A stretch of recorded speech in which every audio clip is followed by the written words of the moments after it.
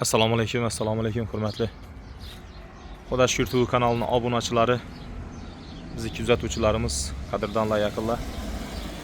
Hammalaringizga kun xayrli bo'lsin. Azza bugun 2025-yil 3-iyun sanasi, haftaning 2-kuni, ya'ni seshanba kuni do'stlar. Yana bir manfaatli bir videorolik tayyorlayapmiz. Alloh nasib ro'za aylasa.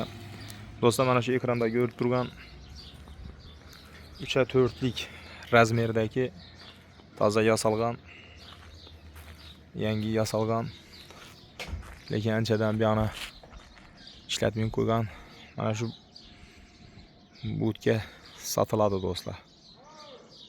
Tijorat bilan shug'ullanaman, savdo sotiq bilan yoki bo'lmasa sartaroshxona qilaman, salon qilib qo'yaman degan yurtdoshlarimiz uchun Muhammad tomonidan imkon qadar ko'rsatishga harakat qilamiz. Razmerlari 3/4lik ekan. Balandlik ham 3 metrdan kam emas. Ko'rinishidan yana bilmadim. Arkada bir aynasi bor. Ustlari is o'tmaydigan to'kaklar bilan ustidan shifratilingan. Svet montajlari bor. O'zlari bir yaxshi niyat bilan konteynerni sozlagan ekanlar, uzattirgan ekanlar. Va xalosa mana shu ko'rib turgan ko'chma do'kon desak ham bo'ladi, buni ko'chma salon desak ham, sartaroshxona desak ham bo'ladi.